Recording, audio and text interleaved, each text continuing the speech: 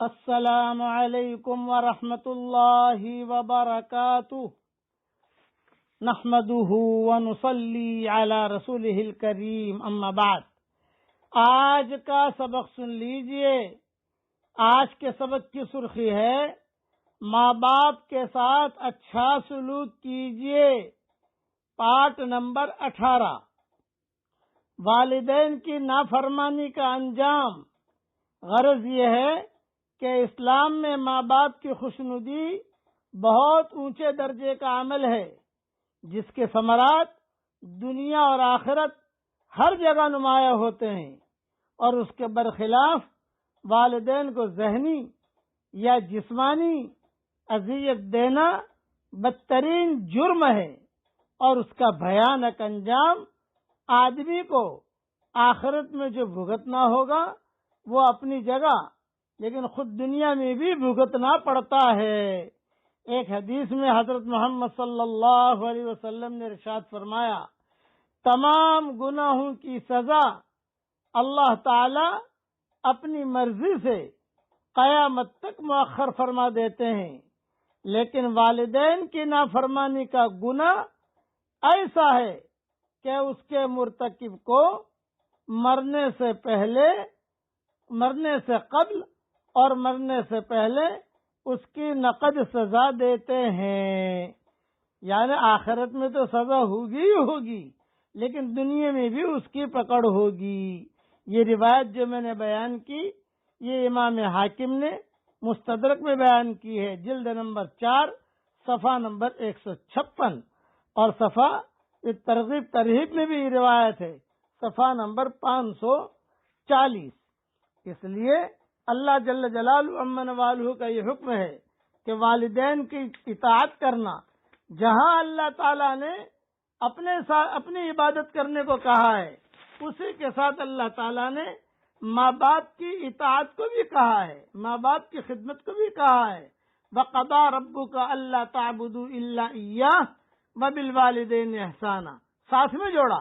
کسی چیز کو ساتھ میں جوڑنا یہ بہت بڑی علامت ہوتی ہے کہ تمہارے رب نے یہ فیصلہ کیا ہے کہ اس کی عبادت کے علاوہ کس کی عبادت مت کرو، کسی کی مت کرو، اور والدین کے ساتھ احسان کا سلوک کرو، احسان کا معاملہ کرو۔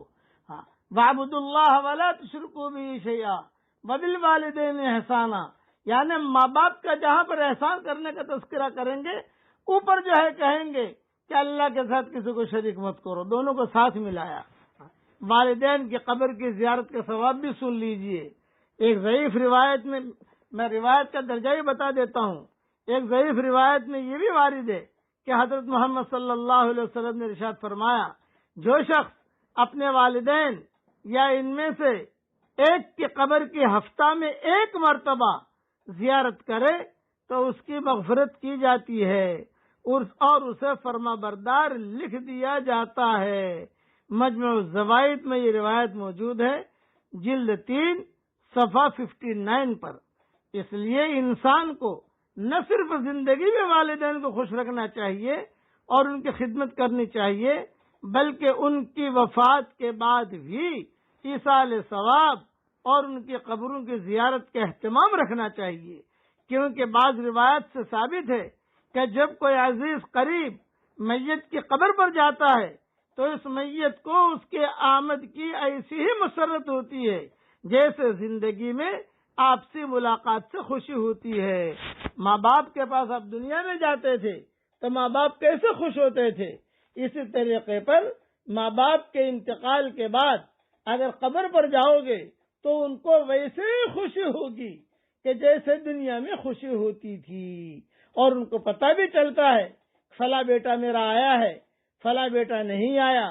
اسی طریقے سے ان کے لیے استغفار کرو گے تو ان کے درجات بلند ہوں گے۔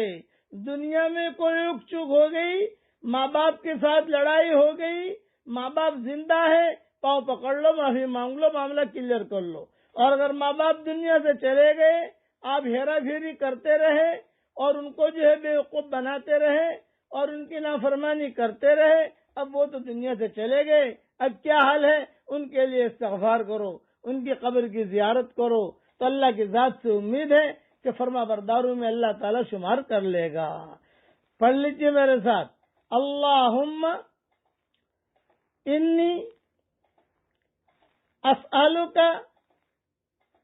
من فضلک ورحمتک فإنہ لا یملکها الا انت۔